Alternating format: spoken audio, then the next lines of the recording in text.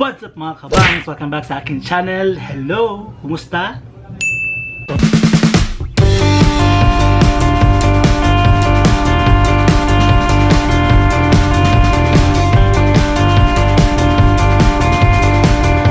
In today's video, pag-uusapan natin kung paano ba i-hide at i-unhide ang mga subscribers natin sa YouTube.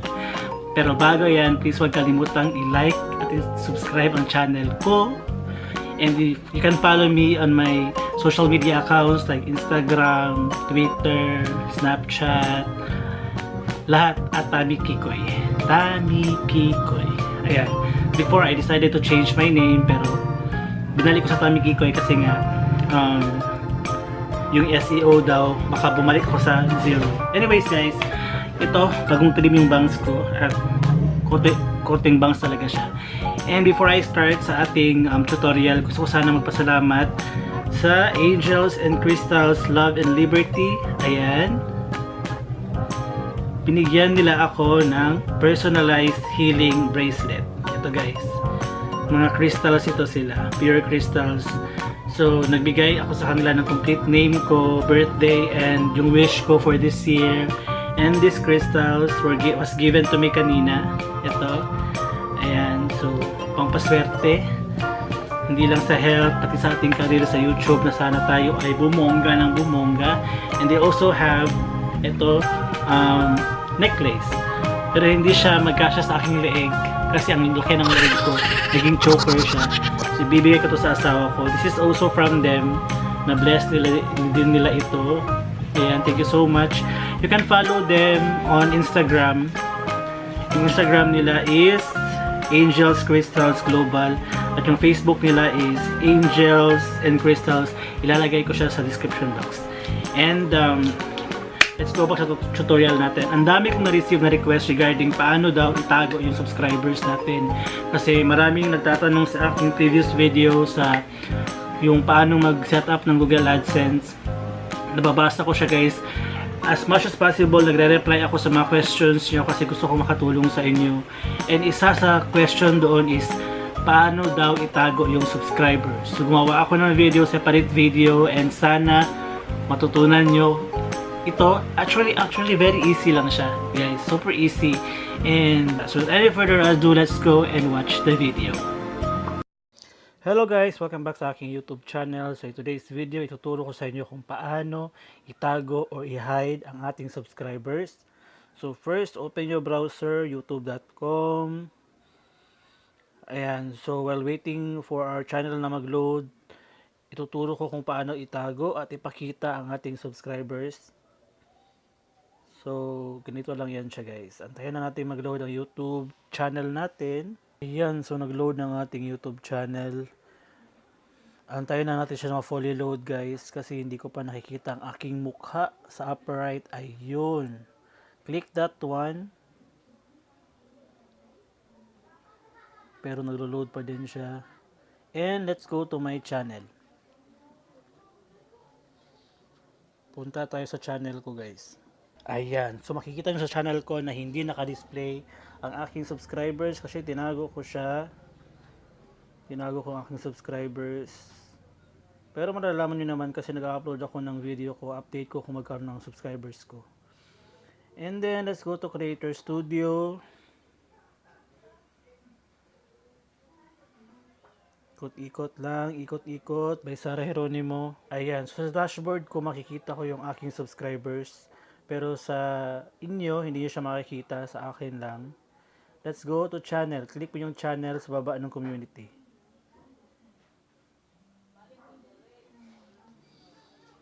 Ayan, so ayan yung aking copyright status, guidelines, yung status ko. Then click mo yung advance sa pinaka-bottom. Monetization, upload, yung advance, branding, advance. Ayan. So, andyan na yung advance. Channel recommendation, pili ka, allow my channel to appear in the channel's recommendation. Do not allow my channel to appear in other channels recommendation. Ayan, ayan. Subscriber counts. Display the number of people subscribe to my channel. Ayan, click ko yan siya and save. Ayan, so i-effect siya, maya-maya pa siya i-effect. Siguro mga around 5 to 10 minutes, lalabas na yung subscriber ko. So, i-try natin kung lalabas pa talaga yung subscriber ko. Agad-agad, if change natin yung ating settings. So, kailangan natin ma-check kung makikita na ba natin ang aking subscribers. Check natin guys, 38 years ng pag-iikot. Grabe, ang tagal talaga ng internet. Ayan, so makikita natin na hindi pa siya uma-appear, hindi pa nadi-display. So it will take time talaga para mag-display na siya. Yung ating, antayin lang natin yung pag-appear niya. So matagal talaga siyang um-appear guys. So pag i-check nyo yung channel nyo, siguro mga 5 to 10 minutes talaga yung 10 minutes yung maximum time para umappear yung subscribers nyo sa inyong channel para ma-display na siya at makita ng ibang tao. Ayan, so inopen ko, hindi pa rin siya nakikita. Ayan, so naloload na siya. Click my channel.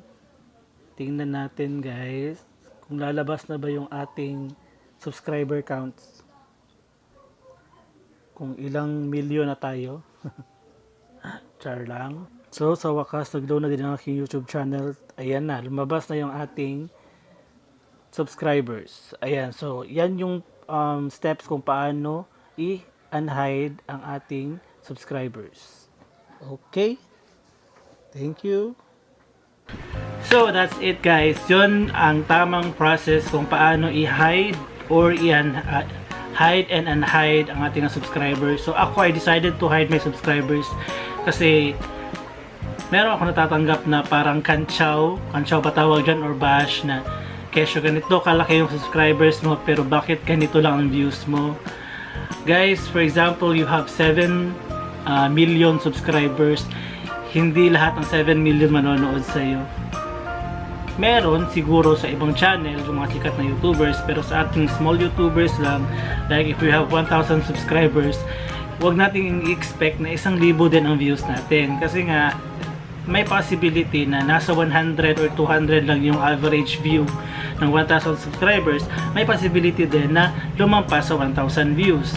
Yun yung aking nafe-feel, kaya I decided to hide my subscribers. Pero okay lang yun siya guys. Makikita nyo naman kung magkaroon ng subscribers ko kasi nag-update ako para ma-motivate din kayo at ma-inspired din kayo na kesyo ganito lang tayo na subscribers, marami ding nanonood, and kahit small YouTubers lang tayo, meron din tayong pinangahawakan na pangarap, not only to be famous, second bonus na lang yung famous guys, kasi as of now ang target ko talaga sa YouTube is kumita ng pera and monetization, and of course to help din sa mga nagsastart pa mag-YouTube, nagsisimula pa, sa mga maraming questions sa YouTube na napagdaanan ko na din, like Google AdSense, how long should we wait para dumating yung PIN, anong dapat gawin pag wala pa yung PIN, mga ganyan guys. Yung mga experience ko sa YouTube at sa AdSense, gusto siyang i-share sa inyo kasi alam ko yung feeling na gusto mong magtanong sa big YouTubers or mga sikat na YouTubers, pero hindi sila basta-basta nagre-reply agad-agad, tapos kailangan mo na yung sagot. Yan guys, ang hirap talaga sa feeling ng ganyan, lalo very excited ka na makuha yung pin mo or any thing na gusto mong ma-achieve sa YouTube. Kailangan mo talaga na pagtatanungan na nagre-reply agad. Hindi ko na i-name drop kung sinong mga YouTuber yun, pero thankful ako kay Mama Ann Klutz kasi nag-asa ko sa kanya once, agad-agad siya nagre-reply sa akin, and it's a privilege na ma-replyan agad ng isang big YouTuber regarding your questions about AdSense. And ayun, medyo na okay yung aking feeling kasi nga nabaliw ako last nung nag-aantay ako sa aking Google AdSense pin kasi pangatlong request ko na hindi pa din siya dumadating at napapraning na ako kasi masyadong malaki na yung na-accumulate ko na funds or revenue sa aking YouTube, and excited na ako mag-withdraw kasi kailangan ko bumili ng bagong phone, bagong battery ng camera kasi nga nasisira na yung phone ko, tapos yung battery ng camera ko kailangan ko ng pangalawang battery para meron akong pang reserva if ever malobat agad, and mga anything gadget pa para sa aking pag-YouTube. And guys, ito lang aking tip sa nagsa-start pa sa YouTube. Huwag nyong isipin yung pera.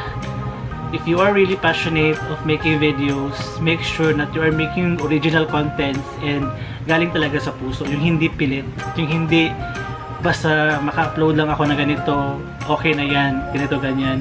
If you love doing a video, capturing or vlogging, do it as a passion. Hindi yung motivation natin yung pera, bonus natin yung pera at yung pagiging sikat, yung mga PR, etc. etc. And yan din naman yung gusto ng ibang YouTuber eh. Pag nakikita nila yung idol nila maraming PR packages, they are aiming to have more, they are aiming to have PR packages din kahit hindi pa sila ganun ka big.